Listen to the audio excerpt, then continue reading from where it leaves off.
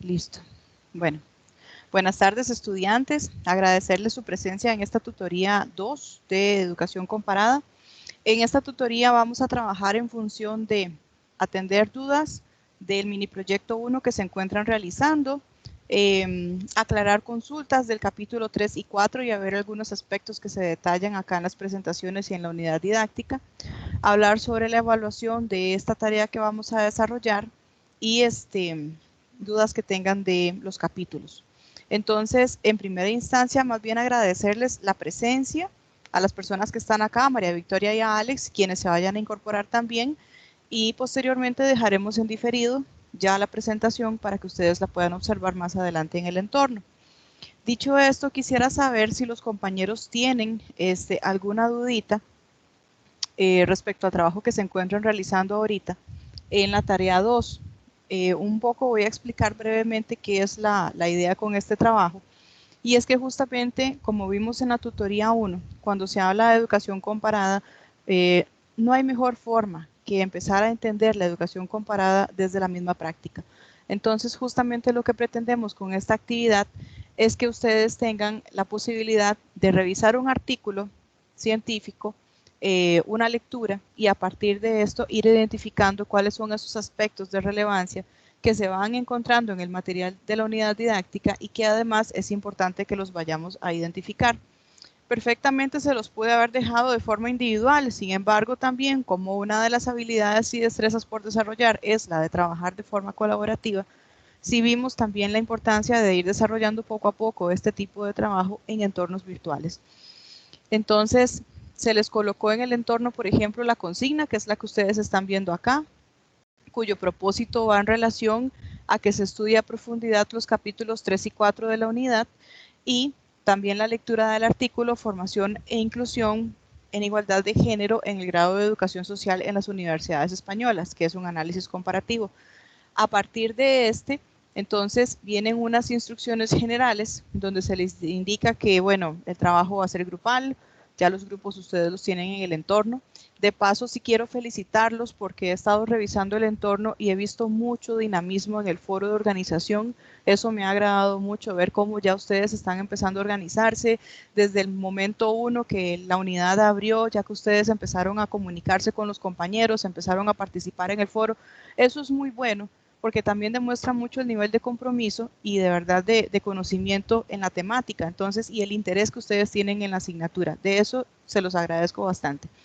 El trabajo como tal, bueno, va a ser en la plataforma, hay un espacio para tareas, como se dan cuenta no es una wiki, la wiki la vamos a trabajar en la siguiente unidad, en la 3, pero por ahorita es trabajo grupal que lo van a elaborar en Word y el coordinador lo sube al entorno. Instrucciones específicas, se tiene que leer, bueno, los capítulos, se va a leer esta lectura que se dejó acá y hay una serie de interrogantes que se les dejan acá para que vayan contrastando de acuerdo a lo que van leyendo, identificar qué es lo que aparece y justificar, por ejemplo, qué es un saber científico, cómo se diferencia del otro saber que es de simple opinión, con 3 razones, explicar qué es el método hipotético deductivo y si está presente en el artículo, entonces indicar dónde y en qué se basa. Por otro lado, en la pregunta 3, mediante 3 razones, la diferencia entre educación comparada y educología.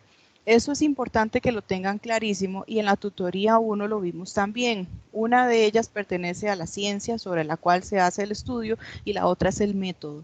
Entonces, tener claro cuál es el método y cuál es la ciencia de estudio. Educación comparada como ciencia y educología comparativa como el método que podrían empezar a utilizar. Entonces, tener clarísimo cuál de las dos corresponde a y explicarlo bien en el material. Explique qué es una unidad de análisis o de comparación.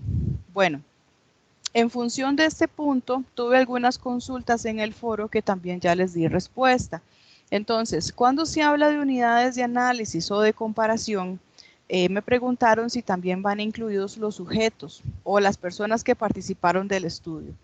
Y es que en realidad, a ver, las unidades de comparación son aquellas unidades que van a ser investigadas. Por ejemplo, digamos que los coloco un artículo en donde hay un estudio en donde la Universidad Nacional está realizando un estudio sobre los modelos de inclusión educativa que presentan y vamos a hacer una comparación aquí con el modelo de la Universidad Estatal a Distancia en las facultades de educación.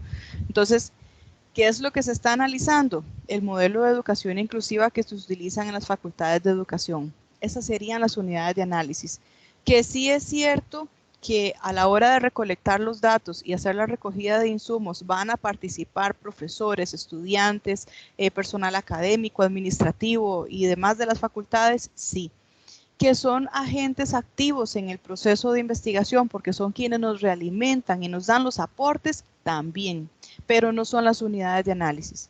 Las unidades de análisis son directamente estos agentes que se están investigando, que en este caso, como les expuse en el ejemplo, son las dos facultades de educación, trabajando el modelo de inclusión educativa de las dos universidades distintas. Y eso es lo que se va a trabajar a forma comparativa, en un supuesto de que fuese así.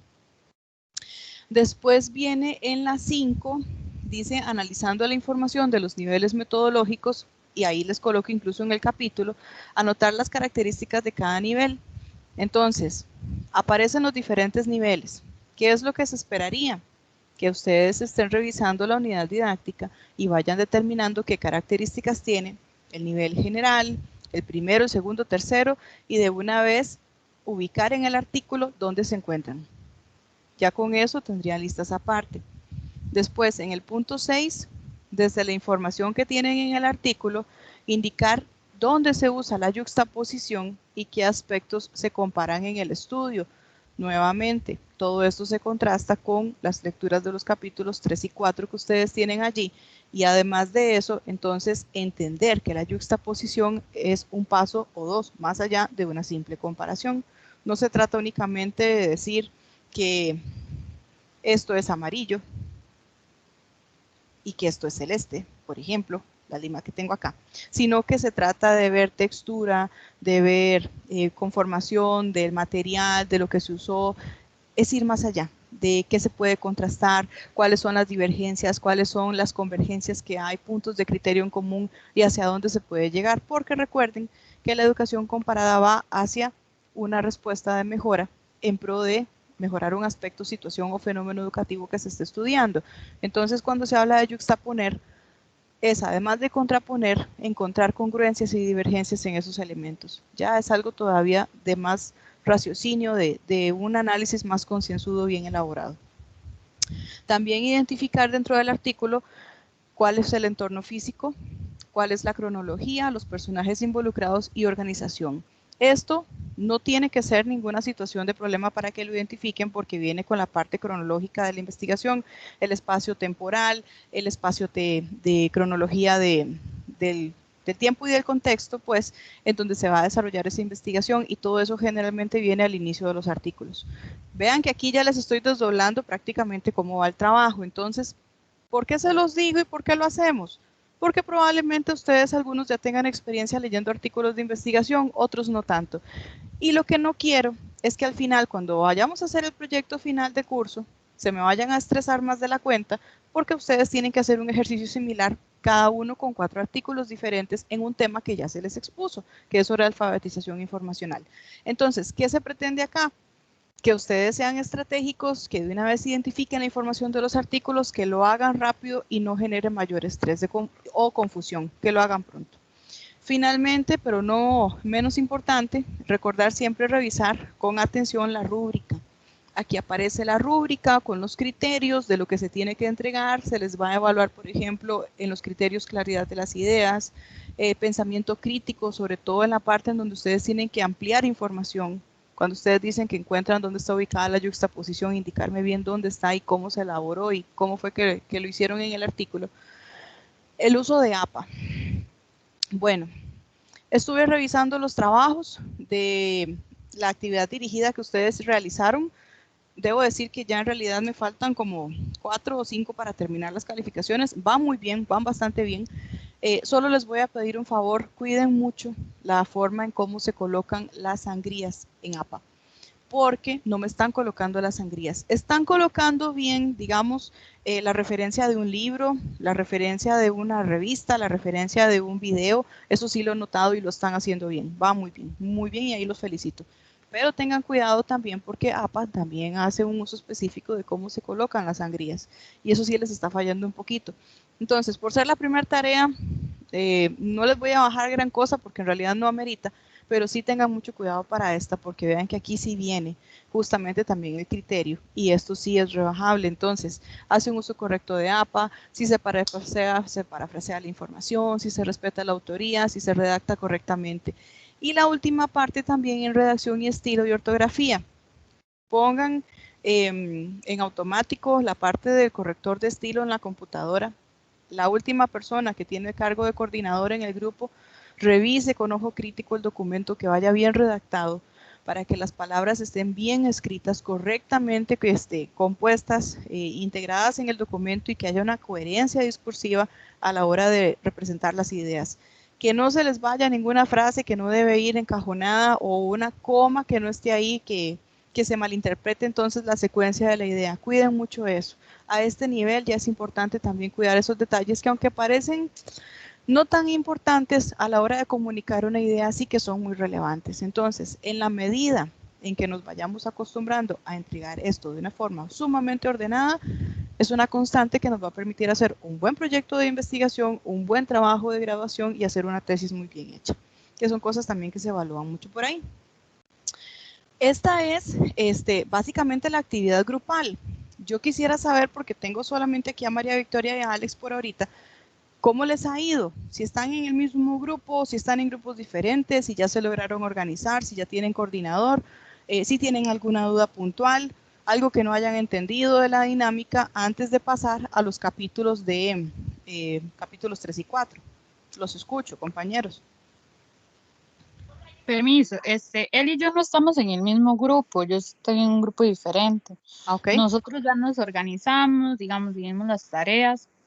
No hemos dicho así como quién es el organizador exactamente, pero sí ya nos organizamos bien con todo lo que tenemos que hacer. Y ya yo puse como un tipo fecha de revisión para que también se revise el trabajo antes de enviarlo y todo, y para que esté terminado a tiempo. ¿Y han sentido que tienen alguna duda o algo que les esté costando? Por ahora no, pero cualquier cosa yo le diría. En la primera parte, justificar con 2 ideas y razones, etcétera, es conforme a lo del libro y a lo del artículo, ¿verdad?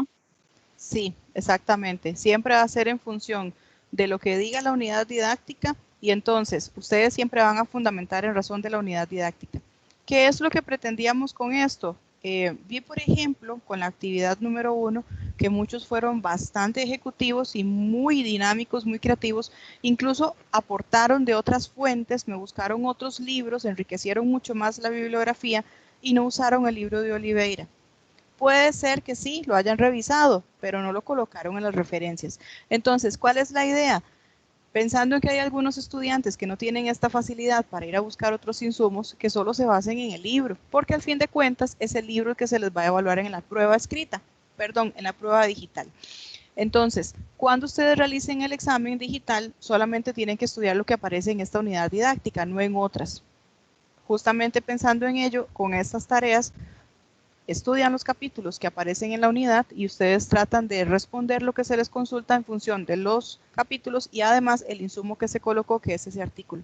No busquen otra cosa. Si quisieran buscar algo más, ya queda la creatividad de ustedes, al raciocinio de ustedes para ampliar conocimiento, para hacer más indagación, ya eso queda por ahí, pero yo voy a evaluar únicamente el conocimiento que vayan a obtener de lo que dice la unidad versus el artículo que ustedes tuvieron que analizar. Sí, Perfecto, muchas gracias. Con mucho gusto. Dígame, Alex.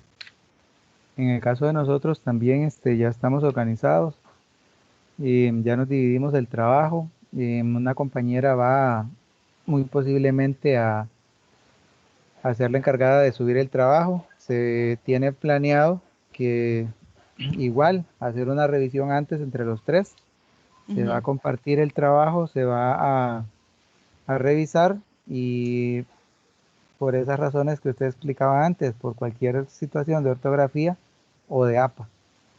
Pero sí, bueno, hasta el momento tampoco se ha generado dudas dentro del grupo. Si existiera conforme avance el trabajo, igual le haríamos la consulta. Sí, claro que sí. Bueno, los felicito y qué dicha que se lograron organizar. Eso sí vi, me gustó bastante. Hay bastante movimiento en los foros. Veo que fue bastante efectivo el proceso y que lo asimilaron bastante bien, porque de todas las experiencias uno tiene en el camino, pero de verdad que los felicito porque a pesar de que somos tantos, han logrado compactar rápido y ya están trabajando de forma muy dinámica. Entonces, eso es bastante valioso y se los tengo que rescatar a ustedes y a todos los demás.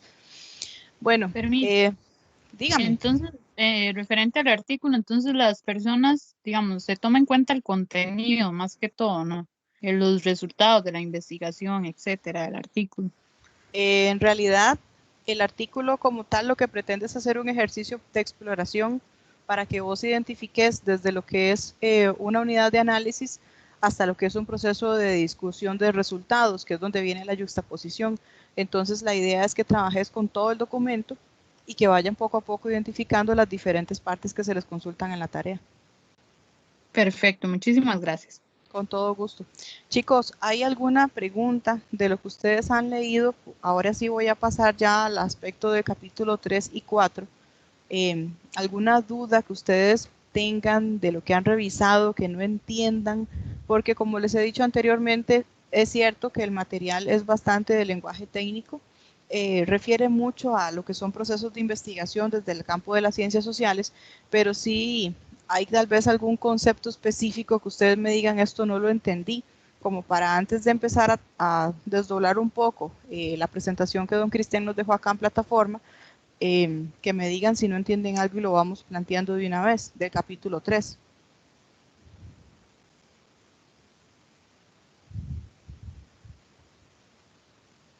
¿No tienen ninguna duda? Yo no. Ok. Yo tampoco, Bueno, profe, disculpe. ok, no, En el gracias, Alex. sentido general, no, sí tengo claro eso que usted mencionó, que el libro tiene un lenguaje muy técnico. Ujú. De hecho en el primer trabajo, tuve que buscar ciertas palabras o ciertas frases ahí, como hacer una comparación, porque bueno, como dijo usted, es un buen ejercicio porque así le queda a uno más claro. Claro. Pero sí, el libro es muy técnico, como muy al punto, ¿verdad? Y tal vez sí, a diferencia de otros, en ese caso sí tiene sus excepciones, pero igual muy interesante.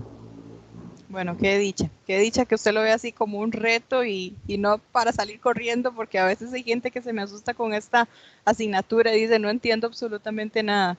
Y le dé No, así de hecho poco a es muy, poco, permiso, propio. permiso. No, de hecho es muy interesante porque uno también se llena mucho de vocabulario, digamos, y hay palabras que después uno las puede utilizar en otras cosas también. Claro, eso es bastante bueno. Sí, claro, y la idea también es que ustedes agarren parte de esta práctica que están adquiriendo acá y vayan trabajando artículos, vayan haciendo los trabajos de campo cuando estén dando clases y ustedes utilicen, porque en educación se trabajan con muchos manuales. La vez pasada hablamos de los manuales del Estado de la Nación, del Estado de la Educación, y se hacen aquí y se hacen en todos los países. Entonces, se hacen manuales de alfabetización, se hacen manuales de educación inclusiva, se hacen de estrategias de mediación. Y la riqueza de esto entonces es empezar a trabajar bajo una línea comparativa. ¿Qué se está haciendo en otros lugares? Incluso en otros lugares del mismo país, en otros centros universitarios, cuando tienen encuentros de centros universitarios, compartirse esas experiencias y compilarlas. Aquí yo a veces siento que uno de los fallos que tenemos, y no por no querer hacerlo, sino a veces también por falta de tiempo, es que no registramos y no sistematizamos lo que hacemos. Muchos docentes trabajan experiencias de aprendizaje lindísimas y son totalmente diferentes y van, digamos que, de acuerdo a contextos muy distintos según lo que hayan leído o hayan visto en otros escenarios, pero por la falta de tiempo, porque la gestión docente es muy demandante en la parte administrativa también. Entonces, no nos ponemos de acuerdo. Y también algo muy importante que yo sí he notado con los años de experiencia, no sabemos cómo trabajar en equipos colaborativos. Cuando se hacen estas sistematizaciones, a veces el docente abraza solo sus propias innovaciones y no las comparte por miedo a que me roben la idea, que es lo que generalmente hace la gente. cuando en realidad la idea es que se socialice, que se transmita, que se comparta con otros y que otros la adopten, incluso le hagan mejoras y la sigan aplicando y la sigan replicando, porque el conocimiento tiene que ir de forma dialéctica, transformando otros momentos de aprendizaje en otros contextos, no quedar estático. Entonces, ya con ese sentir, por eso les digo, si ustedes adquieren esa línea de trabajo desde ahorita que se les empiece a inculcar, de hacer equipos de trabajo, de compartirse los esfuerzos, mira qué lindo que es, porque salen las producciones. Y lo más importante es el orgullo que ustedes sienten después de ver que un proyecto de este calibre salió y que está publicado y que lo están adoptando en otros lugares del mismo país. No hace falta ir a buscar afuera. Aquí mismo también se puede hacer ese proceso de innovación. Y esta metodología de educación comparada es muy propia para eso. Entonces ya les digo, yo los invito, de verdad que los motivo, los insto a que ustedes sigan trabajando en esa línea, que valoren toda la ruta de aprendizaje que adquieren con este libro, que aprovechen ese conocimiento y se atrevan, porque la única forma de aprender es echándose al agua, poquito a poco. Buscar gente que les apoye en la parte teórica, que les revise, y ustedes siendo muy críticos con lo que están analizando y demás. Pues bien, ahora sí, vamos a ver lo del capítulo 3. Este capítulo 3, a ver, tengo aquí que tiene una valoración de un 15%. No es que no sea importante para la asignatura, sí lo es. Pero a ver, no es tan relevante como le podría decir a ustedes que a nivel curricular tiene el capítulo 1, el capítulo 2 o inclusive el capítulo 4. Entonces, este es relevante, pero no es como para que nos tengamos que enfocar a profundidad en él. Su objetivo de aprendizaje va en función de adquirir esos conocimientos acerca de este carácter epistemológico y la importancia de la teoría y el saber humano para el conocimiento científico. Entonces, viene en la fase de comparación de estudios en educación comparada dentro del marco de las ciencias de la educación. Como se los dije en la tutoría 1, importantísimo que ustedes consideren los objetivos que aparecen en la página 94 del libro, los tomen y vayan desdoblando cada uno para que ustedes puedan elaborar su resumen, su mapa de conceptos, sus fichas de estudio, y entonces ahí ya tienen la seguridad de que están abarcando todos los contenidos. Aquí vamos a trabajar con la presentación que don Cristian nos dejó en plataforma. Entonces habla, por ejemplo, de que este capítulo 3 se enfoca en esta categoría científica de la educación comparada, que es importante distinguir lo que es el conocimiento científico, el carácter científico del conocimiento, por qué se le llama conocimiento social. Ustedes saben muy bien que social es respecto a cómo se comporta el ser humano en sociedad y cómo se comportan las diferentes sociedades en conjunto dentro de esta complejidad de sistemas que lo vimos en la tutoría 1, para poder entender la sociedad como tal, dentro de su constructo y su conformación y sus movimientos completos. Cómo se entiende las ciencias de la educación y la educación comparada como ciencia de la educación, que también eso es parte de lo que vimos también en la tutoría pasada. Aquí, viendo la educación comparada como una disciplina que pertenece al área de las ciencias de la educación, ¿por qué? Porque recuerden que hablamos de que esta disciplina se enfoca en el análisis y la investigación de fenómenos que son de enfoque social, sociocultural, que van referidos a comprender la sociedad, el manejo, sus participantes, sus actores socioeducativos, políticos, culturales, ideológicos, económicos y demás. ¿Por qué? Porque resulta que la educación es un sistema también que forma parte de la complejidad, y dentro de esa complejidad del sistema funcionan diferentes elementos educativos, curriculares, investigativos, pedagógicos y demás, que confluyen en todo el modelo y permiten que se realicen desde el análisis elementos de educación comparada. Como premisa del capítulo se tiene entonces la categoría científica de la educación comparada como esa disciplina que aspira a convertirse en ciencia. Incluso aquí Cristian les hace a ustedes la acotación de cuál página es la que pueden revisar. Después viene acá, por ejemplo, en el otro objetivo, discutir las principales dificultades relativas al carácter científico del conocimiento por orden social. Entonces, claro, aquí viene este punto, el conocimiento científico. ¿Qué es la ciencia en general? Ciencia como conocimiento humano y los elementos que lo conforman, lo cognoscible, lo cognoscente y el conocimiento mismo. Esto es importante que lo revisen porque en el material hay una parte en donde les hablan de cuál es el tipo de conocimiento cognoscente y hacia qué se enfoca en estudios de educación comparada. El cognoscible, que es la realidad o el fenómeno que se conoce, y entonces ejemplos que se podrían trabajar en educación comparada. Y después ya el conocimiento como tal, que es la relación entre esos aspectos del conocimiento cognoscible y cognoscente. Uno es más específico que el otro. Hay uno que es muy generalista, que es el del fenómeno que se conoce, el conocible, y el cognoscente es alguien que lo conoce. Por ejemplo, si hablamos de una teoría de aprendizaje, que sería un conocimiento cognoscible, que es el fenómeno que se conoce, por ejemplo, la teoría sociocultural de Vygotsky, podemos hacer un macroestudio comparativo de cómo se dan las diferentes perspectivas de esta teoría, pero si vamos a trabajar un aspecto que es cognoscente, es quiénes, por ejemplo, en determinado centro educativo, trabajan específicamente con esta teoría de Vygotsky, y de una vez hacer la sistematización de qué opinan esas personas, cómo hacen el trabajo esas personas, cómo aprenden esos estudiantes, o sea, ya un trabajo más situado ya de campo, no algo tan macro, sino algo más situado. Ahora, por otro lado, tenemos también la ciencia, desde esos aspectos de conocimiento, que es cognoscente, cognoscible y el conocimiento, y la realidad cognoscible como un saber. Aquí, justamente hablando del saber, entonces, y eso también lo tienen en la tarea, se viene desdoblando el tipo de conocimiento que hay desde lo que es el conocimiento.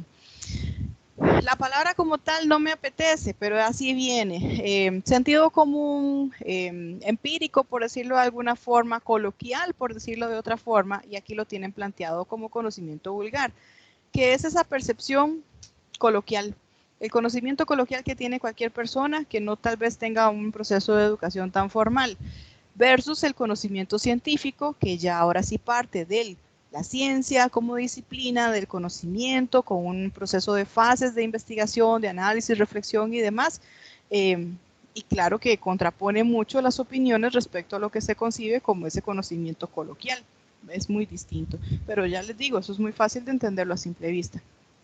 Por otro lado, bueno, la ciencia en general, cosas que tienen que tomar en cuenta, su conocimiento formulado mediante enunciados, a qué responden los enunciados, cómo se construyen las relaciones entre conceptos para reflejar relaciones entre hechos o fenómenos, y la tarea fundamental de la ciencia, como siempre, la búsqueda de la verdad.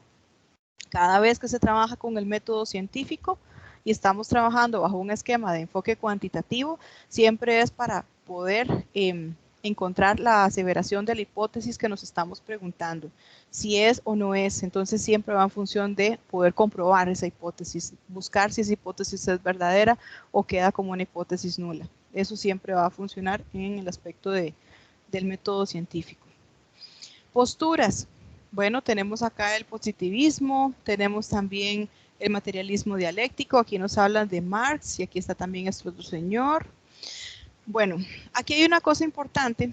En el curso pasado me preguntaron sobre las teorías de Popper. Resulta que Popper, aquí habla, por ejemplo, del realismo crítico de Popper y los tres mundos de Popper. ¿Cómo se interpelan esos mundos? Entonces, claro, la explicación viene que habla del mundo físico, que es el mundo que tenemos todos, el que todos vemos y palpamos y el que conocemos, pero viene también el mundo sobre el cual nos desarrollamos y a partir del cual reflexionamos nuestras ideas, y viene el mundo de los inteligibles, que es el mundo intelectual, por decirlo de alguna forma. Entonces, estos tres mundos se van a interrelacionar y se van a concretar para que el ser humano pueda entender la realidad desde sus diferentes posturas. Desde el mundo físico, que es la parte en como yo lo percibo a partir de mis conocimientos previos. Desde el mundo mental, que es cuando se me empieza a instruir, cuando yo empiezo a estudiar, cuando yo empiezo a leer, cuando yo empiezo a informarme, a ver un video, a leer un material, un libro. Y desde el mundo de los inteligibles, que es el conocimiento, que es esta parte de la producción intelectual, cuando ya yo llego a hacer un proceso de análisis reflexivo, cuando yo llego a trasladar esas experiencias de lo que he visto y lo que he aprendido e internalizado en un artículo, y yo regreso parte de ese conocimiento expuesto en un documento de carácter científico. Entonces, hacia eso va el realismo crítico de Popper. ¿Qué tan crítico es cada uno de nosotros a la hora de ver nuestra realidad? ¿Y qué hacemos con esa realidad que evidenciamos desde esos tres mundos que propone Popper? Es importantísimo y es curioso notarlo porque aplica todavía hoy. Y si ustedes lo interpelan y lo trasladan a sus realidades, se podrán dar cuenta que, claro, una forma es como yo veo el mundo, con mis ojos, a partir de mi conocimiento, quitándome ya los prejuicios, los paradigmas y demás. Otra cosa es lo que poco a poco he ido aprendiendo en el camino, en este camino de la vida, y cómo tengo que ir entendiendo el mundo desde ese punto de vista. Y el otro punto ya es el académico, el intelectual, en donde yo puedo desde otra posición todavía más especializada llegar a hacer representaciones de lo que yo he visto, he sentido, he vivido y he entendido. Es interesantísimo reflexionar sobre esto, pero sí les quería como ampliar un poco más para que lo tengan en cuenta. De hecho, hay unos videos en YouTube muy interesantes también sobre ese realismo crítico de Popper. Habla también el capítulo 3 del carácter científico y del conocimiento social. Entonces, cuando se habla de ese carácter científico en el conocimiento social, es el análisis del conocimiento humano y social, que como ustedes saben, no va de mano con el carácter del modelo científico porque este no es preciso. Nosotros no podemos llegar y agarrar las, esperanzas, los anhelos, los sueños de una persona y cuantificarlos en un dato y decirles del 1 al 5, el 1 es deficiente y el 5 es excelente. ¿Le gusta el color azul? ¿Le gusta comer pasteles? Esas cosas cuando son de algo muy perceptivo, muy subjetivo, cuando vienen de los anhelos, le asusta, por ejemplo, no sé, cuando se va la luz, que pasa mucho con los niños generalmente, se asustan cuando se va la luz, pero hay que ir un poco más allá, entonces no es tan fácil llegar y decir esto lo voy a cuantificar, por eso es que se dice que ese conocimiento tanto humano como social es inexacto, porque no lo podemos cuantificar ni contar del 1 al 5, es que hay que indagar un poco más. Viene de la mano esto con los hechos humanos, procesos de información libre, históricos, irrepetibles e indeterminados, y lo que quieren fundamentar es que hay que ir un poco más allá de solo cuantificar, hay que explorar, hay que indagar, hay que analizar un poco más los datos. Y las generalizaciones no aplican, es que no se puede cuantificar de esa forma, en ciencias sociales ni en ciencias de la educación, porque bien, como se dijo anteriormente, se hace estudio de fenómenos y al estar estudiando fenómenos educativos distintos, hay una participación de actores socioeducativos bastante amplia. Entonces no podemos pretender enfocarnos solamente en un dato cuantificable.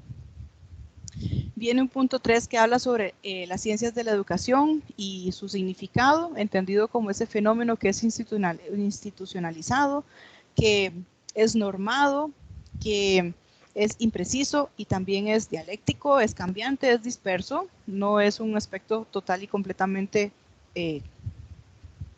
estático. Tiene un objeto de estudio con efectos sobre otros sistemas sociales y el estudio y conocimiento sobre la educación es lo que ellos van determinando como esa educología.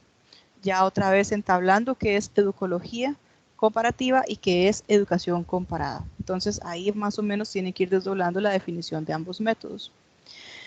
Y viene por otro lado el estudio de la educación comparada como ciencia de la educación. Entonces aquí, por ejemplo, entender que la comparación es un instrumento. Entonces, cuando se habla de educología comparativa, es más que todo ya ese aspecto de ciencias de la educación y la educación comparada, que es la metodología de educación comparada, es el método, pues, el que vamos a utilizar en investigación, por medio del cual vamos a hacer análisis y yuxtaposición de ideas.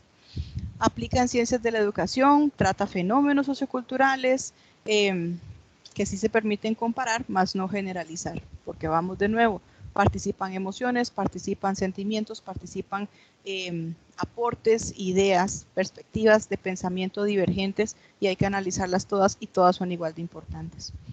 La educación comparada estudia dos o más procesos, relaciones teóricas, semejanzas y diferencias. Entonces, si ustedes se fijan, esta parte de epistemología más que todo lo que trata es como entender un poquito las ciencias de la educación desde el punto de las ciencias de la investigación, cómo se van relacionando con el método comparativo y qué funcionalidad tiene la educología comparativa como esa disciplina, como esa área que forma parte de las ciencias de la educación. Eso respecto al capítulo 3. Vamos a dejar de compartir otra vez. Y me voy a ir con el capítulo 4 de una vez.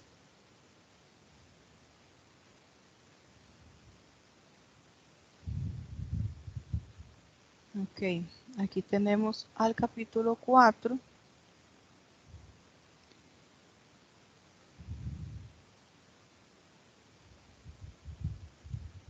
¿Sí lo están viendo? ¿Ven la presentación aquí adelante? Sí, Sí, gracias. Bueno, este capítulo 4 resulta que es bastante importante, tiene sí un valor de 25%, de acuerdo al diseño curricular. A este sí tienen que ponerle más atención todavía, porque este ya viene en función de investigar cuáles son esos niveles metodológicos que se están trabajando, los usos, la utilidad, las particularidades mediante la aplicación del método comparativo en un marco de referencia holístico. Cuando se habla de holismo, holístico, un proceso holístico de aprendizaje es aquel proceso que es integral, en donde se está tomando los intereses, las necesidades, las características, el contenido, las motivaciones de todos los actores socioeducativos. Entonces, el hecho de que sea integrador, que involucre a la participación, lo hace también más riguroso al momento de hacer un proceso de educación comparada. Y esto justamente trata de desdoblarse un poco en este capítulo que habla sobre metodologías de la educación comparada.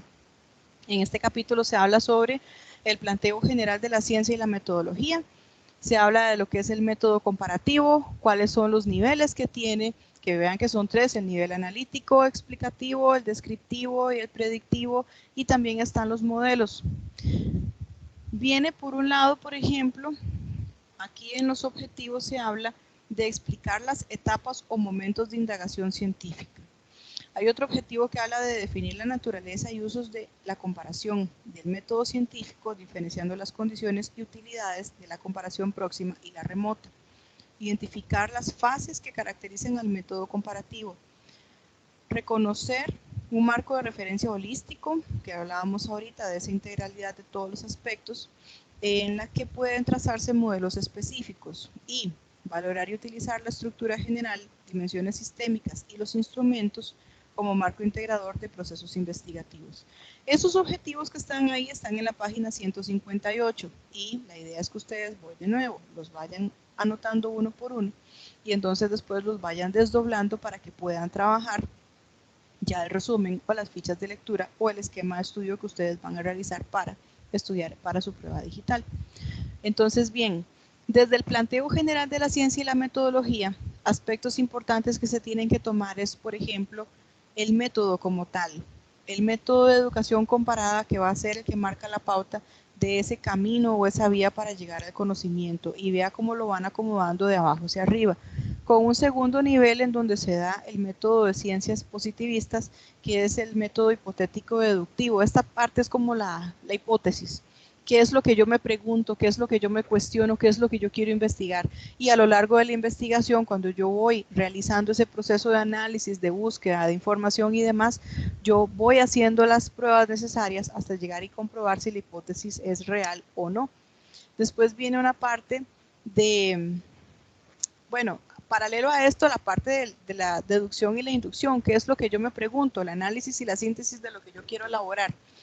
Vinculado a esto, los métodos específicos de cada ciencia en un tercer nivel y finalmente las técnicas y los procedimientos. Ese tercer nivel, por ejemplo, habla del método de investigación que va a tener mi trabajo. Si voy a cuantificar los datos, si voy a hacer una combinación con datos cualitativos, si voy a hacer un método mixto, qué tipo de enfoque de investigación va a tener. Y añadido a esto, de una vez, teniendo claro cuál es ese método de investigación, así entonces las técnicas de recolección de datos. Si yo voy a utilizar, por ejemplo, el método cuantitativo, sé que tengo que utilizar una encuesta, no un grupo focal. Si sé que voy a trabajar un método que es cualitativo, necesariamente tengo que hacer entrevistas y grupos focales. Y también procesos de observación, ya sean participantes o no participantes. Entonces, en ese sentido, sí es importante tener clarísimo cuál es el método de investigación para de una vez vincularlo con las técnicas de procedimientos de recolección de datos. Vean que básicamente el planteo de este primer punto es la estructura de un artículo. Cuando ustedes revisaron ese artículo o quienes ya están trabajando en el artículo, los artículos de investigación generalmente vienen estructurados en introducción, viene una parte de fundamentación teórica, algunos sí, otros lo meten en la introducción, viene la parte de la metodología, que es esta parte ya del tercer nivel, en donde empiezan a explicar cuál es el método que se va a utilizar, cuáles son los sujetos de información que van a participar, a partir del método entonces cuáles son las variables que se van a desdoblar y con ello cuáles son los instrumentos y las técnicas y los procedimientos de análisis que se van a desarrollar. Viene un segundo punto en donde ya se habla entonces del método comparativo y es cómo se va a hacer el análisis de esos datos, cómo se van a trabajar a partir de las variables. Entonces yo voy desdoblando cada variable de acuerdo a los instrumentos y en razón de las variables o categorías de análisis voy explicando la fundamentación.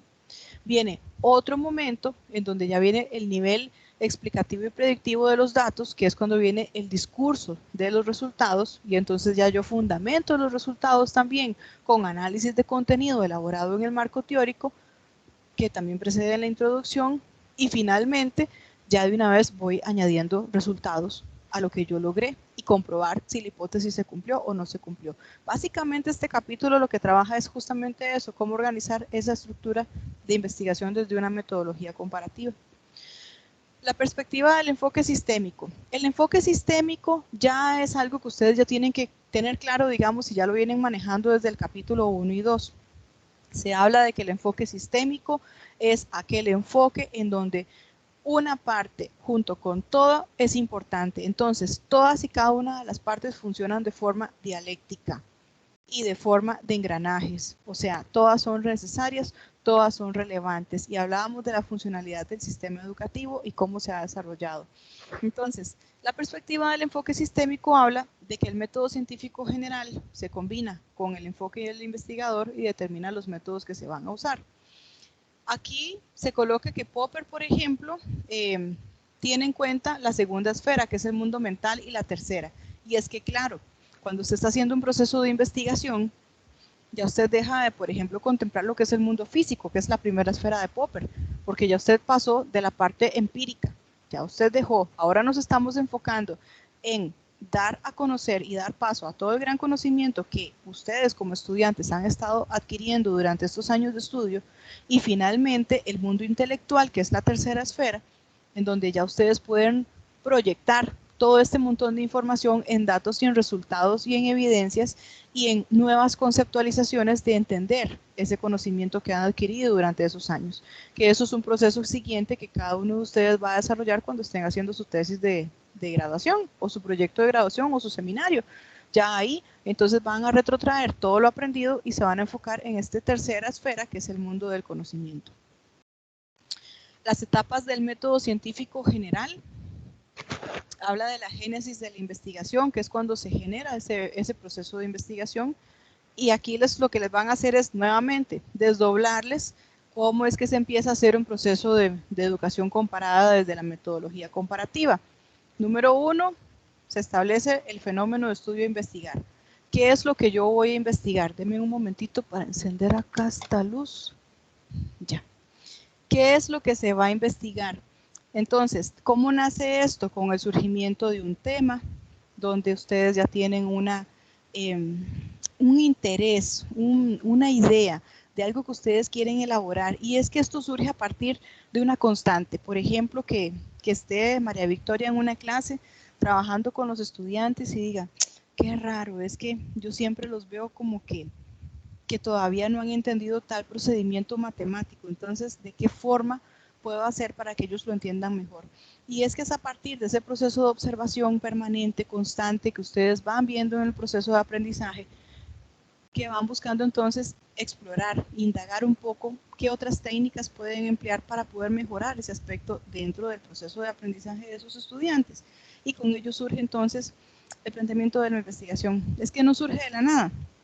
Consejo que de paso les doy, cuando ustedes estén trabajando su propuesta de investigación, quienes ya van para tesis próximamente, no se compliquen con el tema. A veces uno quiere hacer algo tan novedoso, tan diferente, tan acorde, tan contemporáneo, y resulta que termina más bien en un nivel de estrés tal que al final no sabe ni lo que está haciendo.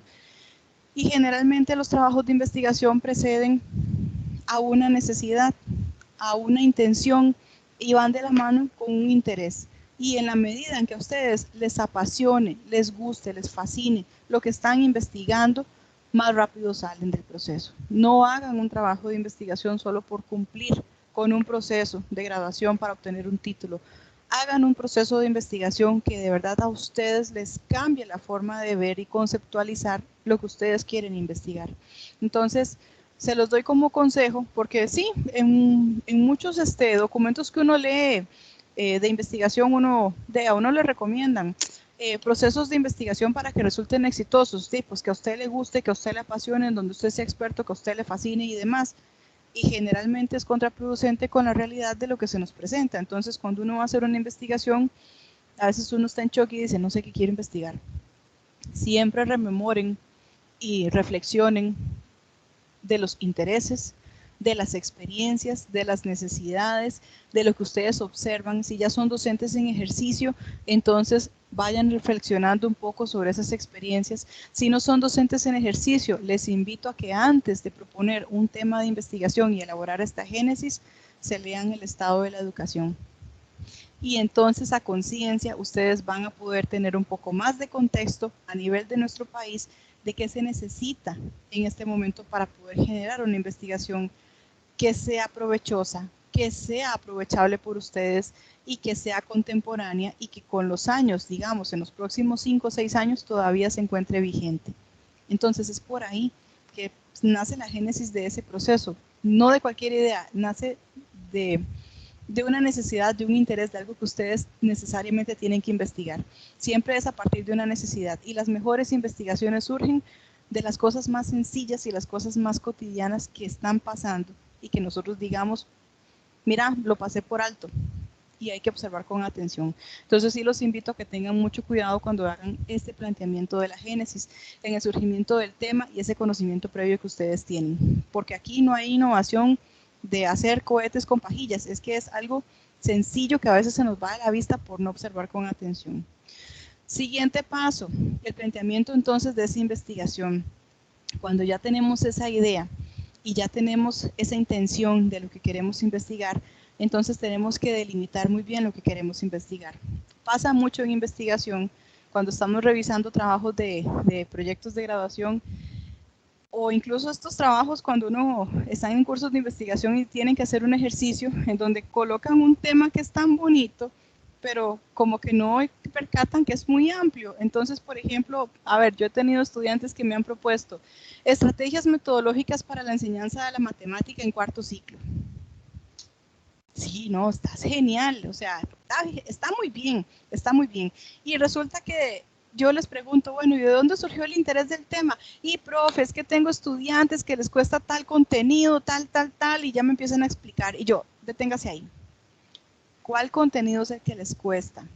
Ah, trigonometría, un ejemplo. Ok. Y de trigonometría específicamente, ¿qué es lo que ellos no entienden? Ah, digamos que un proceso de fórmulas ahí X. Ok, entonces, en lugar de venir y plantearme un tema tan macro de estrategias de mediación pedagógica en el área de matemáticas para estudiantes de cuarto ciclo, ¿por qué no nos enfocamos en estudiantes de cuarto ciclo en el tema de trigonometría, específicamente en el capítulo tal o en el punto tal? Si ustedes se dan cuenta, poco a poco hay que ir delimitando el estudio a algo más concreto, porque entre más macro se haga, es más difícil hacer una medida de comparación, porque comparar, hay mucho que comparar. Entre más claro tengamos lo que vamos a comparar, es más fácil generar un proceso de reflexión, de introspección y hacer una justaposición bien hecha. Entonces ahí inclusive hasta el punto de concretar una hipótesis. Es más sencillo cuando ustedes delimitan el campo de acción y lo delimitan de forma espacial, lo delimitan de forma temporal, lo delimitan en forma de contenido y lo delimitan en forma de nivel académico, asignatura y demás. Entonces, como consejo, porque también les sirve para esto y para sus trabajos más adelante, cuando hagan su trabajo de investigación, propongan un trabajo que sea sencillo, que sea ejecutable, que sea realista y que sea bien delimitado. Hablando de asignatura, de tema, nivel de estudiantes, de grado de estudiantes o un caso de estudio bien delimitado, para que no tengan ese problema, porque hay mucha gente que se extiende y sí, tal vez la idea está muy buena, pero para investigación ocupamos que sea más concreto. Una vez que esté delimitado el campo desde esos aspectos y una vez que la hipótesis esté ya establecida, que por ejemplo, digamos que esta estudiante que me está proponiendo el tema de enseñanza de la matemática, en el tema de trigonometría, quiere hacer una comparación con un grupo control y un grupo experimental, que ahí vamos a trabajar, digamos, un método cuantitativo. Entonces ella tiene la hipótesis de que si vamos a trabajar con herramientas tecnológicas o diferentes recursos que dinamicen más la gestión del estudiante, podrían entender mejor el tema. Ese sería el grupo experimental. Y el grupo control sería trabajar con dinámicas tradicionales y, por ejemplo, les propone un bingo. Entonces, se generan dos actividades diferentes con dos grupos distintos, grupo experimental y grupo control, y ella utiliza dos metodologías diferentes para explicar ese contenido. Está bastante interesante, de hecho, y yo en ferias científicas que he ido como juez a revisarlas, me topé hace unos años, son los estudiantes de cuarto año que propusieron justamente un bingo, ahora que estoy recordando, para trigonometría porque la profesora explicaba el tema y ellos no le entendían bien. Habían 2 o 3 compañeros de ese grupo que eran bastante buenos y entonces ellos, en aras de ayudar al resto del grupo, idearon el bingo. Cosa que a mí me sorprendió y les voy a decir por qué. Porque uno no se esperaría que lleguemos a un punto en donde sea el mismo estudiante el que ahora tenga que resolver porque el profesor no se le ocurrió en su momento buscar otra estrategia u otra técnica para poder apoyar ese aprendizaje del estudiantado. Por un lado, de verdad que me quito el sombrero por el grupo de estudiantes porque fueron muy comprometidos, eran chiquillos de 16 años. Y por otro lado, mi asombro frente a la creatividad del estudiantado con un juego tan tradicional, por decirlo de alguna forma, y que lo fueron organizando para desarrollar todo el contenido y vaciarlo en ese juego de bingo. Y jugaban con sus compañeros y así les propusieron ejercicios básicos, digamos, no del material, sino ejercicios realistas y fueron entendiendo el contenido diferente, a tal punto que cuando se lo presentaron a la profesora lo adoptó y lo empezó a utilizar en la clase con los estudiantes. ¿Qué significa eso? De ahí, tengan mucho cuidado ustedes también cuando sean docentes de no desactualizarse, por favor, porque a mí me asombró muchísimo que unos muchachitos de 16 años tuvieran que empezar a indagar algo que por competencia le corresponde al docente trabajar. Pero no dejo de sentirme también orgullosa.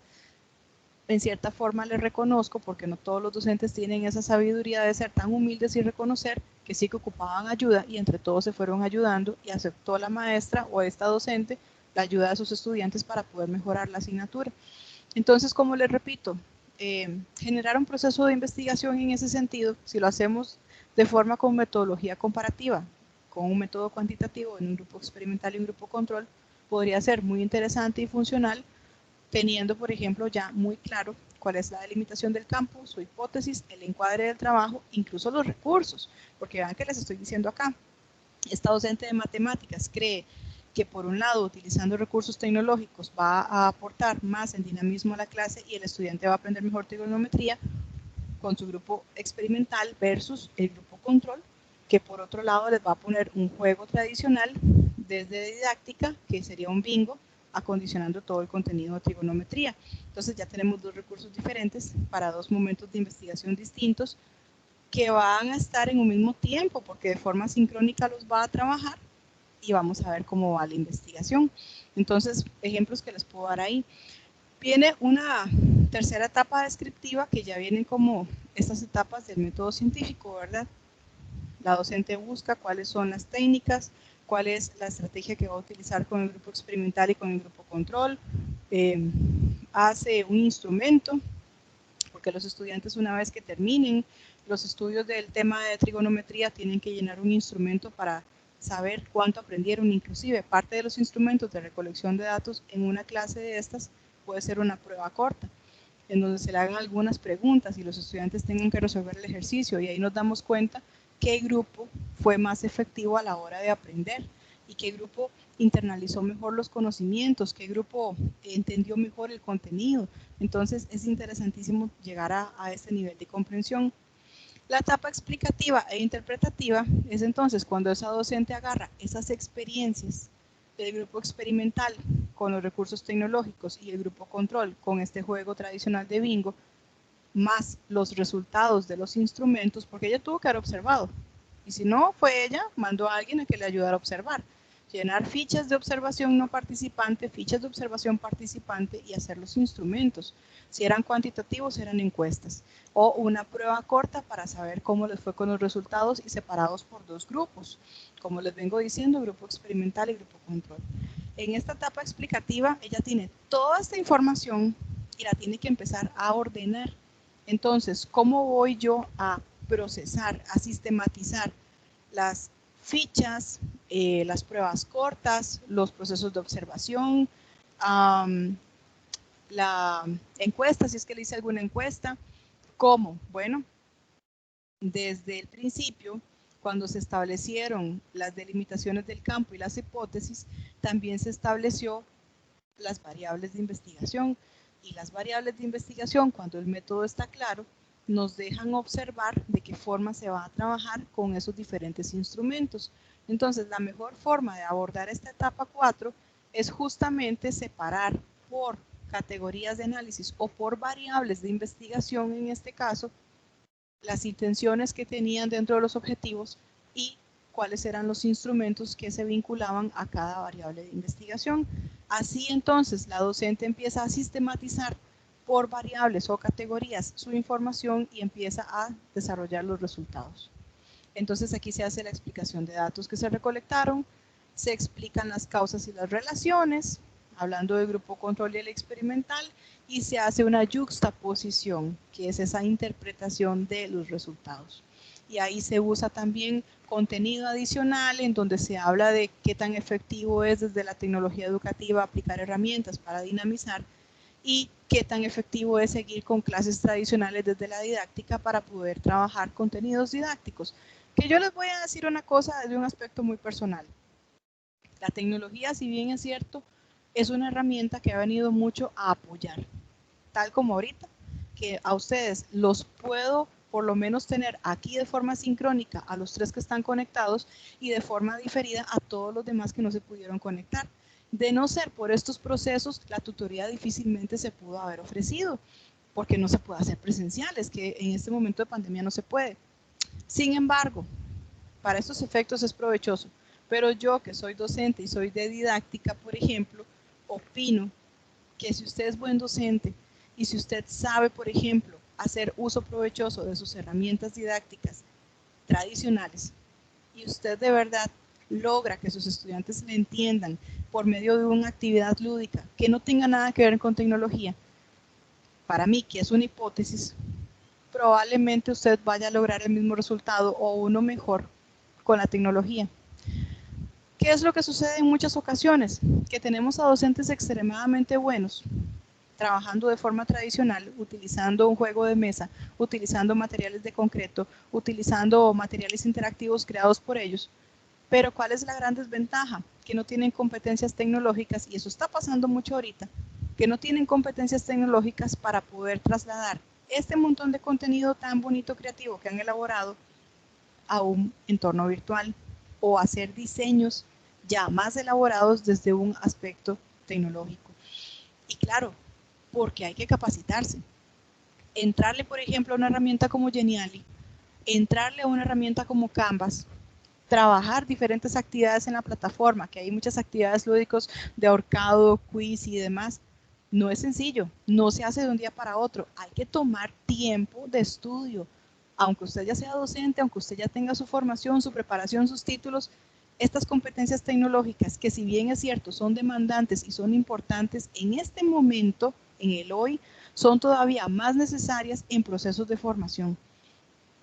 Sin embargo, no descartemos, y yo sigo pensando, en que si usted es un profesor que se esmera y se esfuerza porque sus estudiantes aprendan de una forma tradicional con juegos de mesa, eso no tiene por qué influir en que se divierta menos o más utilizando la tecnología. Más bien en ocasiones, cuidado, y se llegan a enredar más con la tecnología por no tener esas competencias.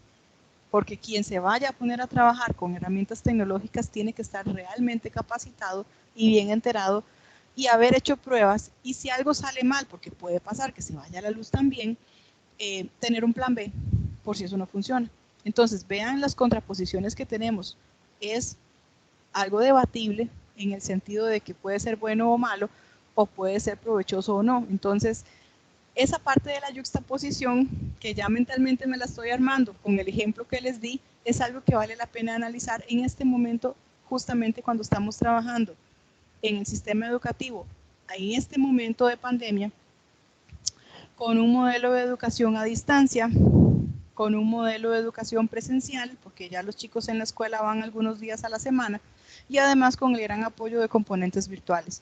Entonces tenemos, claro, un modelo que es híbrido, con mucho apoyo tecnológico, pero que todavía estamos tratando de entender porque no tenemos mucho manejo ni conocimiento de las herramientas tecnológicas.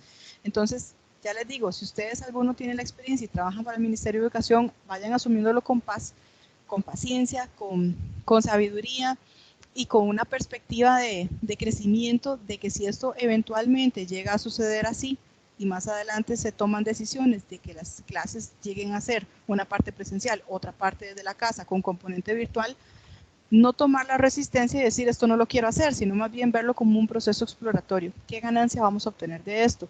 Y a partir de ahí, proponer entonces alternativas para seguir avanzando.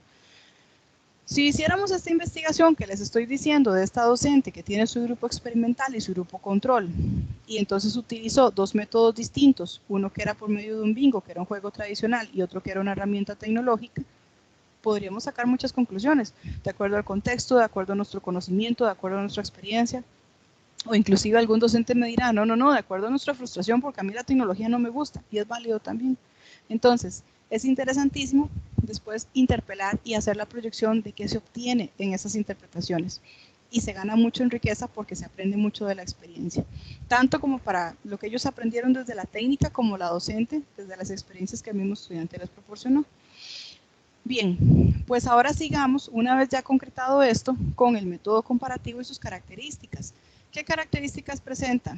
Procura un avance en conocimientos, se proponen esas semejanzas y diferencias entre los objetos que se quiere conocer, que es justamente lo que les propongo con un grupo experimental y un grupo control de una misma asignatura o un mismo contenido con métodos distintos. Parámetros epistemológicos que condicionan una comparación, entonces grado de analogía con el contexto de la comparación. ¿Qué nos permite hacer?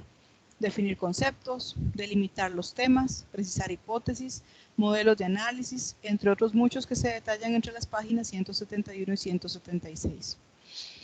¿Qué es importante que se considere, por ejemplo? Parámetros epistemológicos que condicionan a una comparación científica. Bueno, el grado de analogía y el contexto de comparación. Entonces, cuando se habla de grados de analogía, aquí les colocan las características que están en la página 174. Esas comparaciones que se hagan entre hechos, fenómenos, que solo es válida entre realidades del mismo tipo cuando son institucionales o funcionales. Por ejemplo, lo que les dije al inicio, la Universidad Nacional que va a hacer un estudio de educación inclusiva con ese método en la Facultad de Educación versus la Universidad Estatal a Distancia que también tiene una Facultad de Educación y va a hacer un análisis del método de inclusión educativa. Entonces ahí hay dos realidades que son institucionales, que son funcionales y con un mismo método. A pesar de que tal vez el modelo pedagógico no sea tan similar, porque una es a presencial y la otra es a distancia, puede ser que sí nos funcione para hacer este tipo de método comparativo desde un grado de analogía. Después viene el otro, el contexto de la comparación. Aunque los sistemas comparados presentan una estructura formal y de funciones, la comparación debe tomar en cuenta el contexto social y el entorno cultural. ¿Qué pasa aquí? Entonces, cuando se hace un grado de analogía es un poco más macro porque es a nivel institucional y que son realidades del mismo tipo. Cuando es un contexto de comparación ya es algo más micro porque toma también en cuenta el contexto social y el entorno cultural. ¿Qué sucede? Entonces, cuando se dan este tipo de cosas es como que hagamos una comparación de un estudio en dos escuelas rurales o que hagamos un contexto de estudio cultural de dos zonas que sean también rurales o urbanas. La idea de esto es que tengan el mismo contexto social y el mismo entorno cultural. Entonces, difícilmente vamos a poder llegar y establecer en un contexto de comparación ese grado de yuxtaposición y esa asertividad en las ideas si estamos comparando entornos que son muy cambiantes, muy distintos. Procuren entonces, cuando se hagan los estudios y ustedes investiguen un poco más a fondo, de definir qué tipo y qué grado de investigación es el que van a hacer, si es de grado de analogía o es contexto de la comparación, si es con el mismo entorno cultural y social o si es nada más el mismo tipo institucional. Porque eso también lo tienen que definir al inicio de los procesos de investigación, en la descripción. Después, los usos de la comparación, ¿para qué nos sirven? Bueno, la comparación próxima, esta tiene mucho que ver con la análoga. Se cumplen reglas de prudencia, estructura análoga, dimensiones, contextos sociales y culturales parecidos, y es más institucional que funcional. Entonces, ya les digo, universidades, escuelas, centros educativos que sean unidireccionales, van de la mano para poder hacer este proceso de análisis. No pueden ser distintos unos de otros, porque vean todos los elementos que de por sí tienen que considerarse y ser similares. Después, la comparación remota dice que incumple reglas de prudencia, pues son tipos confrontados que tienen estructura diferente. Se dan descontadas las diferencias y se enfocan en semejanzas.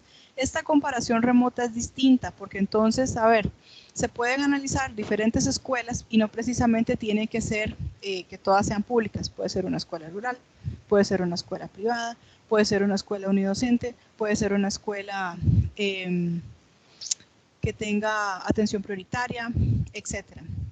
¿Qué es la riqueza acá? Que todas son escuelas. Y van a descontar más entonces las diferencias y se van a enfocar más en lo que sí convergen, en las semejanzas. Entonces no toma en cuenta tanto este aspecto cultural, este aspecto institucional, este aspecto de la dimensión de contexto, sino que a nivel institucional es lo que se considera, que todas sean escuelas. Eso también es importante que lo tengan clarísimo porque también son dos formas de abordar esa comparación o ese método comparativo, desde esos dos usos que se plantean entre las páginas 175 y 176. Se habla también de las fases distintas del proceso comparativo. Entonces, esto mismo que está acá, que estamos viendo acá, es lo mismo que se desdobló filminas más atrás, esto mismo que viene acá con las etapas del método científico. Entonces veamos, viene un momento intuitivo, que es la parte en donde yo planteo la pregunta de investigación con mis objetivos, con la pregunta problema y hago la descripción. Inclusive la hipótesis la voy planteando por aquí al inicio. Viene un momento descriptivo cuando yo hago entonces la descripción de los datos, qué tipo de método voy a usar, cuál va a ser el análisis que pienso hacer, cuáles van a ser mis instrumentos, elaboro las variables de investigación, que todo esto va, si lo enfocamos en un trabajo de investigación, en el capítulo 3, que es la parte de metodología. Sí, la parte de metodología. El capítulo intuitivo, el momento intuitivo es el capítulo 1, donde se da el planteamiento de la investigación, que es el capítulo de introducción. El momento descriptivo todavía tiene un poco del capítulo 2, que es el de marco teórico. Les estoy haciendo la remembranza como que si fuera un trabajo de investigación para que lo vayan viendo más o menos idealizado. Y el capítulo 4, que es el análisis de datos, junto con el capítulo 5, es este momento analítico explicativo, que es cuando viene la explicación de la perspectiva comparativa, cuando se desarrollan los datos, cuando se presentan por las variables, cuando se hace la recogida de la información y usted explica cómo la analizó y la desdobla por variables o categorías de información.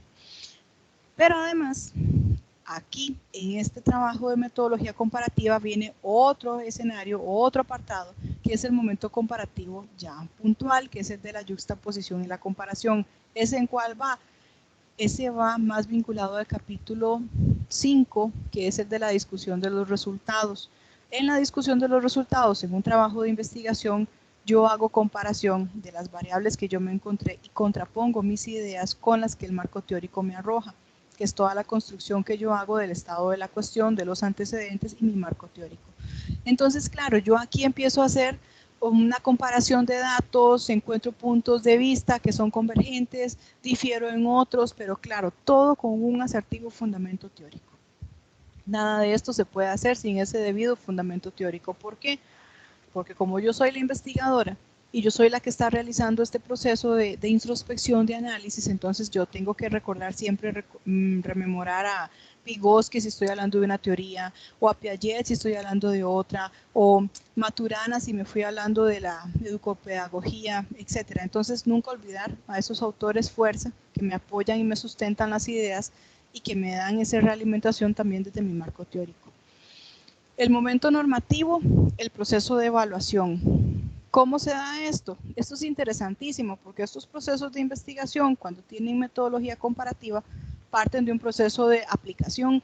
Entonces, digamos que en la investigación de matemáticas, esta docente llegó y aplicó los instrumentos, aplicó la evaluación, lo que les decía, un examen para ver cómo estaban aprendiendo el grupo experimental y el grupo control, y obtuvo los resultados. Estas investigaciones no se quedan en la fase 1 de investigación, llegan a metaevaluación, que sería fase 2 o fase 3. Entonces, cuando ella aplica el instrumento y obtiene los resultados y hace la investigación completa, ella registra. Pero en un segundo momento resulta que decide invertir los grupos y decide cambiar la metodología otra vez porque necesita comprobar qué fue lo que pasó. Si fue que fue la disposición del estudiante, si fue que fue solo el método, si fue que fue el ambiente o cambia estudiantes. Ella tiene que hacer contraste de variables y escenarios. Entonces ella, digamos que cambia los grupos o cambia la mitad del grupo y dijo, esta mitad del grupo se va para el grupo experimental, esta otra mitad para el grupo control y a ver cómo nos va. Y vuelve a aplicar todo otra vez y vuelve a plantear otro examen. Y necesita hacer otra recolección de datos. En esa segunda recolección se va a dar cuenta si el método de verdad funcionó o es que fue otro aspecto o otro factor externo el que fue determinante en la obtención de esos resultados. Y ahí tiene que empezar a probar una nueva propuesta, implementar otra nueva metodología, hacer cambios diferentes hasta estar segura de si de verdad funciona más o menos el hecho de que se usen tecnologías o el hecho de que se usen juegos de mesa, gamificación, que en este caso se llamaría, actividades lúdicas para poder mejorar el proceso de aprendizaje en el contenido de trigonometría. Y es ahí, cuando ella está haciendo esas pruebas experimentales, donde se viene este momento predictivo que es justamente llegar y decir, bueno, ¿qué es lo que va a pasar? ¿Cómo se va a desarrollar? ¿Qué me está generando de reflexión? Entonces ahí contrapone y desarrolla todo lo que se da desde la yuxtaposición, lo que fue el resultado de sus evaluaciones y todo lo desarrolla en esta parte de predicción. Finalmente, el momento de la reflexión de lo que se encontró, porque la investigación también tiene que terminar, tiene un proceso concluyente, entonces, ¿a qué conclusiones llegó? ¿Funciona más el método de juegos de mesa comparado con el uso de un recurso tecnológico? ¿Qué aprendieron los estudiantes? ¿Quiénes obtuvieron mejores resultados en la primera evaluación y en la segunda evaluación con el cambio de los grupos? ¿Cómo fue que se dio el proceso? ¿Influyeron factores externos? Tal vez habían compañeros que motivaban más a los demás en la parte de los juegos de mesa. O tal vez resulta que el grupo que dividieron a usar recursos tecnológicos son de estos chiquillos que manejan muy bien la tecnología y se lograron acondicionar rapidísimo y hicieron todos los ejercicios y se motivaron más y aprendieron más rápido. Es que de todo puede pasar, las variables son muchas. Yo podría seguir especulando aquí sobre cómo podemos llevar a cabo esta investigación y hacer la parte predictiva bastante amplia. Entonces, en ese sentido, ya les digo, el método comparativo es muy enriquecedor aplicándolo bien ordenado. Hay que ser muy consecuente con el orden y la estructura que lleva la investigación hasta llegar a este momento autorreflexivo y empezar entonces, de acuerdo a las variables nuevamente, desdoblar entonces cuáles fueron mis reflexiones y cuáles fueron los resultados que obtuve de todo lo que yo analicé, lo que investigué y lo que comprobé a partir del proceso de evaluación. Dicho eso, ya entonces ustedes tendrían una investigación completa, que por ejemplo si hay alguno de matemáticas que me esté escuchando, podría ser bonito el ejercicio que lo consideren y lo hagan más adelante en sus clases. Dicho esto, vienen también entonces dentro de este capítulo el abordaje de lo que es el enfoque holístico sistémico, que como les venía diciendo, eso es toda esta parte integral del ser humano en donde se consideran sus necesidades, sus formas de aprender, sistemas representacionales, sus aprendizajes previos, su conocimiento del contenido en este momento, y es que todo funciona de forma integral, porque la razón de esto es brindarle una formación integral al ser humano, en función del aprender a aprender, el aprender a ser, el aprender a convivir, el aprender a compartir. Entonces, fundamentado prácticamente en los postulados de Jacques Delors, es que se viene dando forma a este enfoque holístico sistémico también. ¿Por qué sistémico? Porque cada una de las partes también tiene un rol importante en ese aspecto de aprendizaje y funciona como un engranaje. Cada una es importante y además hacen un conjunto y todas son necesarias. Después viene un poco la explicación de la teoría de la organización humana, son los que la lean y la revisen. La pirámide, los niveles de actualización de la cibernética social, que definitivamente, a ver, aquí está en el objetivo E, que habla de valorar y utilizar la estructura general, dimensiones sistémicas y los instrumentos operativos de la cibernética social como marco integrador en los procesos investigativos. Entonces, como habla de valorar y utilizar, no es algo que se lo tengan que aprender de memoria, pero sí es importante que lo tengan ahí, que lo revisen, hagan un dibujillo, un esquema sencillo de cuáles son entonces esa pirámide de los niveles de actualización y qué competen, qué convergen, qué es lo que trae. Los juegos triádicos, saber en qué se basan, qué significan, para qué funcionan, igual como la comunicación, que cuando hablamos de comunicación triádica, en este contexto estamos hablando de la comunidad de aprendizaje, estamos hablando de la institución educativa y estamos hablando de la función del rol docente. No estamos hablando de una comunicación que sea bidireccional. En estos momentos, el planteamiento del sistema educativo de la comunicación va acompañada de 3 aspectos fundamentales. La escuela como centro de apoyo, que es el que se encarga de brindarle al estudiantado todo ese proceso para aprender, de los padres de familia que se involucran activamente en ese proceso de acompañamiento a su hijo o a su hija, y del alumno en sí mismo con todo su dinamismo dentro del proceso de aprendizaje. Entonces, cuando se habla de esa comunicación triádica, es justamente esos elementos de comunicación, esos elementos que además son actores educativos y muy dinámicos en el proceso. Antes, ustedes saben muy bien que cuando se trabajaba el modelo conductual, pues nada más era bidireccional, docente-estudiante, y aquí se acabó. Era una evaluación unidireccional. Ahora el padre de familia, y ya se ha comprobado desde la neurociencia, tiene un rol importantísimo en la formación del estudiante, porque es el primero que se encarga de brindar esa información, de brindar ese aprendizaje previo, de brindar ese conglomerado de valores a todos los estudiantes. Entonces, claro que sí es importante. Ya se me va a apagar la sesión. Sí es importante, por ejemplo, porque claro, entonces nos viene a retrotraer cuál es la importancia que tiene el padre de familia, porque no solamente es el que acompaña, es que fue el que brindó la formación inicial a este estudiante que se está formando en este momento. Entonces, para que ustedes tomen en cuenta, bueno, ya habíamos terminado, para que ustedes tomen en cuenta que esa comunicación va también de forma de engranaje, va de forma sistémica, todos son relevantes, todos son necesarios, y el acompañamiento que se le brinde al niño, también incluso a nivel emocional o al adolescente, es más que necesario en una familia, inclusive a un adulto, porque ustedes ahorita están en un modelo de educación a distancia, pero es que, a ver, si el estudiante emocionalmente hablando no está estable, no sale adelante con nada. Si usted no siente que tiene apoyo dentro del entorno con el que usted vive, con el que usted crece, con el que usted está trabajando, difícilmente puede salir adelante. Entonces, en los diferentes estratos y en los diferentes niveles, esta comunicación triádica es importantísima. Que sí, que el papá ya no tiene que estar encargado de llamar a la universidad para preguntar por usted, evidentemente, porque ya usted es un adulto, de eso se hace cargo usted. Pero sí es importante también esa parte emocional que te brinda de apoyo, el que te pregunte, el que te apoye, y los que tienen papás que ya son docentes o tienen otra profesión o también conocen del modelo educativo, que te den apoyo, que te den seguridad, que te den acompañamiento, eso es importantísimo. Y se ha demostrado en diferentes estudios que el ser humano funciona mejor cuando está motivado. Y siempre ha sido así. Entonces, tanto niños como adolescentes como adultos funcionamos mejor si tenemos un criterio de motivación. Y finalmente viene el ciclo de la acción racional. Entonces, sí es importante, ya les digo, aquí dice valorar y utilizar la estructura general. Tienen que saber en general en qué consiste cada uno de esos aspectos. No aprendérselos de memoria, pero sí saberlos identificar, por si se los llegasen a preguntar en algún desarrollo. Eso básicamente sería el capítulo 4.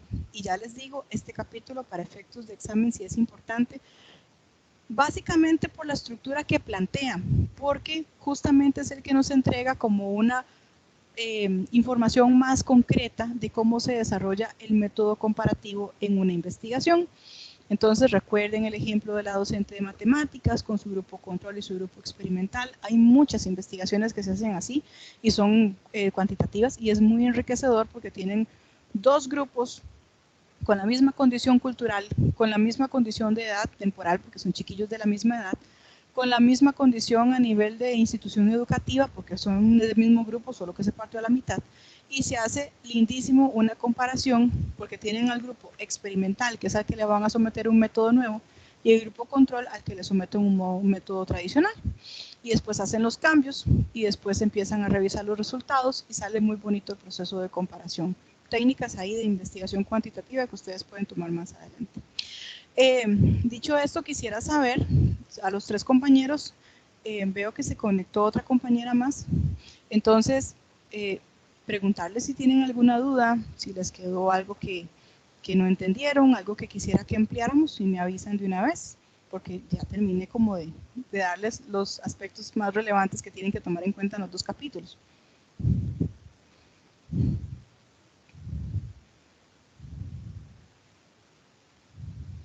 Profe, de mi parte no. Solo tenía una consulta. Ajá. En el grupo, al menos yo tengo claro que la fecha de entrega es el 10 de marzo, que es miércoles. Sin embargo, yo no sé si es que la fecha en la orientación académica está diferente, porque una compañera habló y aseguró que era el lunes. Bueno, yo realmente no he revisado la orientación académica, pero sí me quedó esa duda. Y ahora que veo que usted tiene ahí la fecha, entonces... Veámoslo de una vez. No, si Sí, ¿estás perfecto. viéndolo aquí en pantalla? No sé Sí, si estás viendo el cuadrito. Ok. Aquí tengo, dentro de las orientaciones que se hicieron para la unidad 2, que este trabajo tiene fecha de entrega 10 de marzo. Nosotros acomodamos generalmente los entornos, Cristian y yo sí hablamos de esto antes de abrir los entornos, de que se entregaban al término de la fecha de la unidad. Ves que aquí termina 10 de marzo, del 25 de febrero al 10 de marzo. Entonces se entrega el 10 de marzo. Y 10 de marzo, según mi calendario, tengo yo aquí que es es miércoles, profe. miércoles. Exactamente. Ahora vamos a ver la actividad. Espacio para entregar el mini proyecto. Aquí dice 10 de marzo también. Aquí dice 10 de marzo. Y aquí está, 10 de marzo, le coloqué la fecha con una variable, pero esta variable no es para que ustedes se me atengan. Yo siempre les dejo un espacio más. Y dice fecha límite. Esta actividad cierra para el 11 de marzo a las 7 de la mañana. ¿Por qué lo hago así? Porque ya me ha pasado con tantos años que tengo de estar dando tutorías y clases y demás, que se le fue la luz a alguien, que se le fregó la computadora a alguien. Soy mamá, que se le enfermó el niño a alguien, que tuvieron que salir de carreras, y a veces estas cosas no avisan, una enfermedad no avisa a la puerta, nada más llega. Entonces, en ese sentido, saber que siempre van a tener, por lo menos en mis cursos, un cajoncito más de tiempo. Vean que no es tanto tiempo tampoco. Esto cerraba a las 23:55, pero todavía para aquel que sucedió algo ese fin de semana o algo pasó en esos 2 inicios días de semana, lunes y martes, saben que tienen todavía como fecha extralímite el 11 de marzo. Y eso sí, ya después de que se cerró 11 de marzo a las 7 de la mañana, ni que me escriban, ni aunque me rueguen, ni aunque me digan. La única forma de que se les pueda recibir una tarea es si hay un comprobante médico de por medio, y Dios quiera que no, ni modo, un acta de defunción de por medio, con alguna situación que sucedió, y si fue que se fue la luz en esos días, el documento del ICE o de Colby o de Claro o del Internet donde dice que estaban haciendo trabajo de averías en zonas X, pero siempre bajo un documento para yo poder escribirle al coordinador de cátedra y decirle, este estudiante o esta estudiante tuvo esta situación y aquí está con documento en mano y hay que entregar, darle un tiempito más para que me entregue el trabajo, solo así. Por eso les digo, hasta el 10 está. Si revisamos la orientación, A mí me sorprendió, profe, en ese sentido, porque yo sí tengo claro y de hecho, cuando yo vi la fecha, yo siempre trato de entregar, en este caso, martes. sí, Pero ella sí me dijo eso y no sé por qué, porque como le digo, yo no he visto la orientación, pero ella habló el lunes. No sé si es que ella está confundida con alguna fecha no sé. o algo así, porque Aquí, Alex, aquí tengo la orientación. ajá. No sé si la están viendo en pantalla. Voy a revisar la actividad de una vez, porque también la orientación la acomodé con Cristian. Tenemos acá esta actividad que vence el 10 de marzo. Dice, segunda tutoría, entrega de mini proyecto 1. Aquí está, miércoles 10 de marzo a las 23:55. Más bien está para el 10 de marzo. Todo dice, Todo dice 10 de marzo. Solamente ustedes y quienes vean el video en diferido saben que de mi parte hay un tiempito extra de más. Y siempre se los coloco en todas las asignaturas que yo doy. ¿Por qué? Por esas razones que yo ya les comenté. De repente se enfermó un hijo, de repente que salí corriendo, de repente si acaso era lo que me faltaba era subir la tarea y no me dio tiempo. Entonces tienen un tiempito de más. No es para que ustedes se atengan y me lo estén entregando el miércoles a las 6 de la mañana. De una vez les aviso.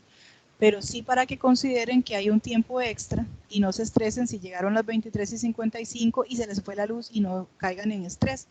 Tienen un tiempito más, todavía miércoles a las 7 de la mañana. Eso sí, después de esa hora, que es la fecha límite de cierre, no hay más. Pero decirle a la compañera que bueno, aquí está la orientación académica en la página 7, dice acá del 8 al 14 de marzo, el proyecto se entrega el miércoles 10 de marzo a las 23:55 y esta es la orientación de la asignatura. Incluso me fui para la unidad 0 para que la vieran. Y la tarea y la consigna y la indicación de la orientación dicen 10 de marzo. Si ella lo quiere entregar antes, genial, pero todo dice para 10 y ya les digo, ustedes ya vieron, todavía un tiempito más, 11. Perfecto, profe, muchas gracias. Sí, no, con todo gusto. ¿Alguien más tiene alguna otra dudita? Ana Victoria, perdón, María Victoria, ya le cambié el nombre. María Victoria o el compañero, es que lo que tengo es como el Atrejo Arevalo, ¿quién es? Alejandro se llama, o Yo Álvaro. no, ¿Ah? yo no tengo ninguna duda. Muchas gracias, más bien. No, con todo gusto. Bueno, ¿y el compañero tendrá alguna duda? ¿Su compañera?